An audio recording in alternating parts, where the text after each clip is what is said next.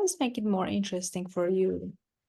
We're going to apply two methods to verify limit of a function. So here you have a rational function, and as you know, the origin is not part of the domain.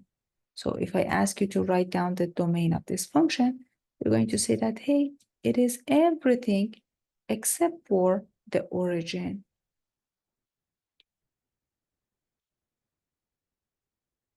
Well, what is the limit of this function? This is the behavior of the graph. The very first method is using squeeze theorem. In this method, we're going to use basic algebra, everybody. So, algebra.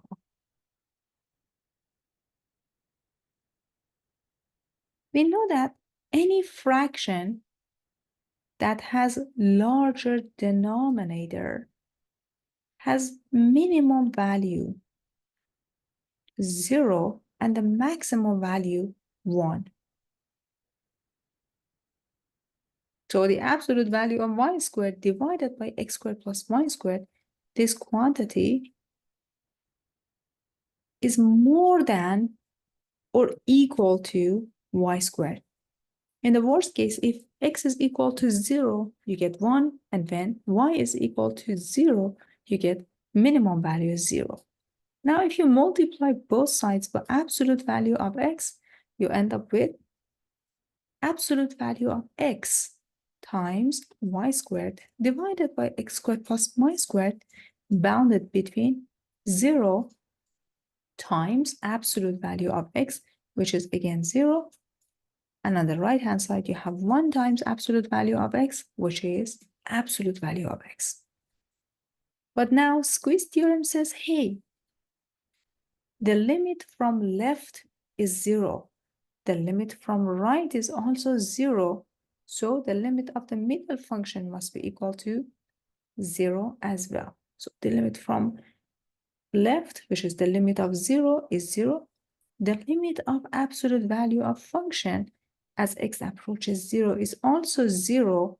So the squeeze theorem guarantees that the limit of the middle function must be equal to 0 as well. So since this limit is equal to 0, you can conclude that the limit of the function itself is equal to 0. And this is basically squeeze theorem. As you remember, squeeze theorem says if f is less than g is less than h, and if the limit of f is equal to the limit of h, they are both equals to L. For example, when x goes to a, then you can conclude that the limit of the middle function, limit of g, as x goes to a, must be equals to L. So we can just extend the idea to multivariable functions as well. Squeeze theorem or sandwich theorem. Now, the second method that we're going to apply is the polar coordinate method that you learned in elementary calculus, and you learned about the properties in pre-calculus. So in this method, what are we going to do? Wherever we see x, we're going to use r cosine theta. Wherever you see y, you're going to use r sine theta. And the relation between these is x squared plus y squared can be written as r squared cosine squared theta plus r squared sine squared theta. If you factor out r squared, you end up with trig identity, cosine squared plus sine squared. This is just 1. So you end up with r squared times 1 or r squared. So basically you have x squared plus y squared equals to r squared. Now, let us try to see what we can do here.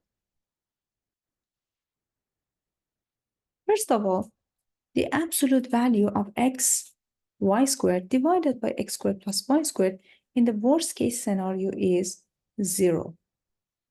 Now, if you substitute r cosine theta for x, r sine theta for y, and simplify this, you get r absolute value of cosine theta sine squared theta. But please note that these functions take the maximum value 1. So this is less than or equals to r. So since this guy is in the best case scenario equals to 1, it is less than equals to r. But now we can apply the squeeze theorem. The limit from left is 0. The limit from r right is also 0. The limit of 0 is 0. The limit of r as r approaches 0 is also 0. So squeeze theorem guarantee that we have 0 as the limit of this function. So I just showed you two different methods proving that the limit is equal to 0. So since the limit of the absolute value of x, y squared divided by x squared plus y squared around the origin is equal to 0, you can for sure say that, hey, the limit of this function around the origin is 0 as well.